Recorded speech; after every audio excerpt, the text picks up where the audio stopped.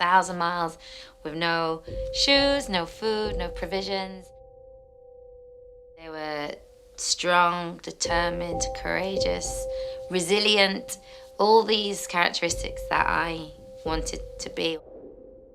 I just found them the epitome of heroes.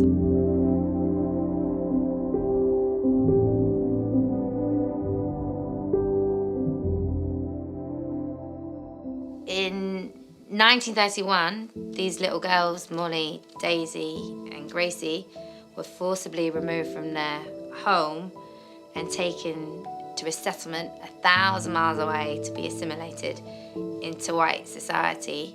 So they engineered an escape.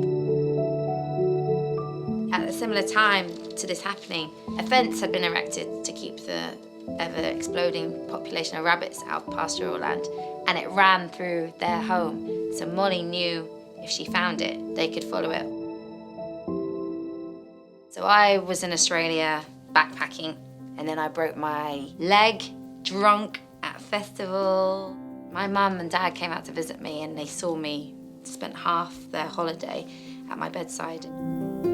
I was embarrassed and annoyed. Didn't really see my life going anywhere.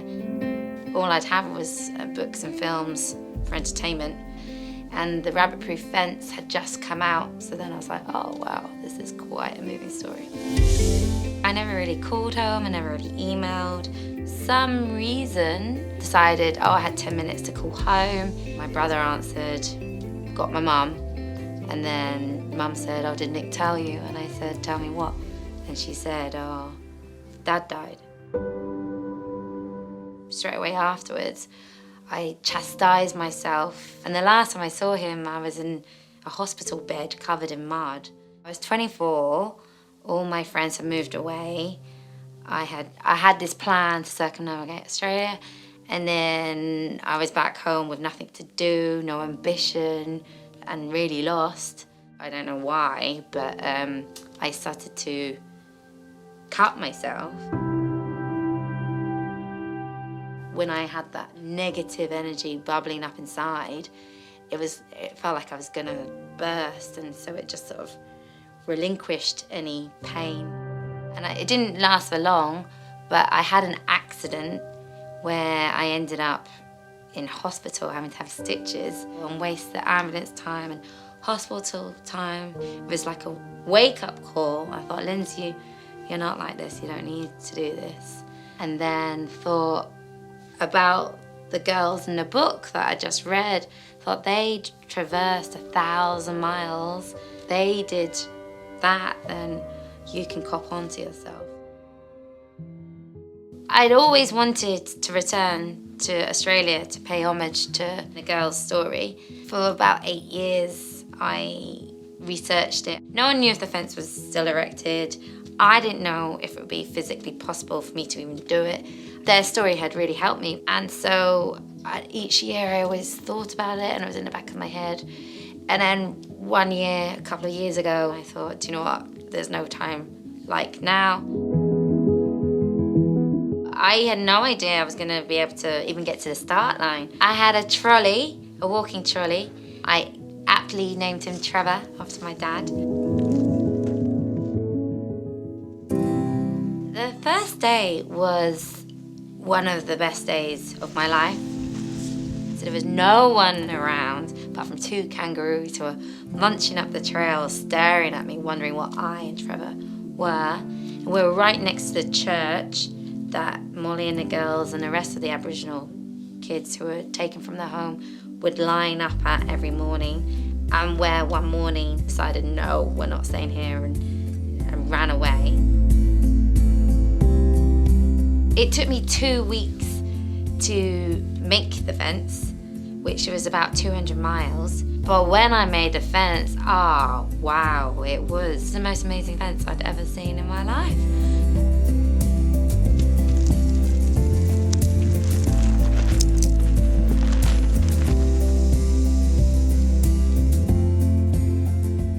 I carried the book with me like a Bible almost, and would relate wherever I was to when the girls were.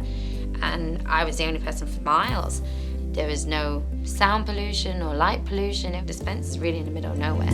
I found it quite magical and romantic, but I was just so in awe of everything, the stars, the sunset, the bright, vivid blue sky turning into amber gold.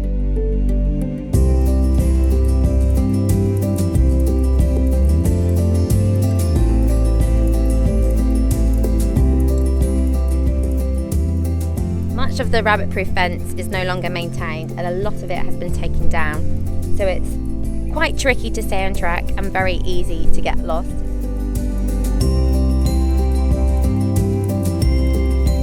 This is the closest I've got to kangaroos, and they just stood there. Well, this guy has just stood there staring.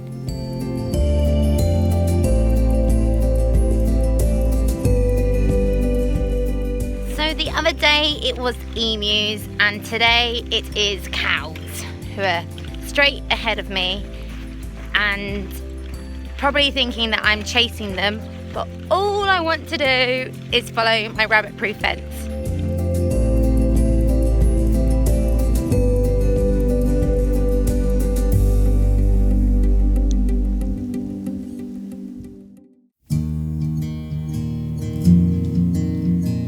My last day, I think I cried, yeah. I had my last fire in the evening, and I had made contact with Maria, Molly's daughter, because I found out halfway along, I'd found out she was in Jigalong, and someone gave me her number.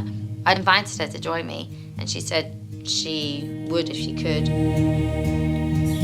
I'm in Jigalong! She thanked me as well. She was touched, I think, that I was so moved by her mum's story. I'd heard that Daisy was still alive, and because I was so close, I wanted to meet her. She was like my hero. I was met by Daisy's grandson, and he sort of guided me down the hallway of the retirement home, and there she was, this little 96-year-old Aboriginal lady, so sitting there quietly. I sat there and held her hand as her grandson told her about what I'd done, and it was the most incredible endings. It took about 3 months to walk the whole journey. It had such a profound effect on me that I didn't want to go home, which is the paradox of it all, because they did this journey to get home. My dad was quite an eccentric character. I think you'd think it was pretty cool.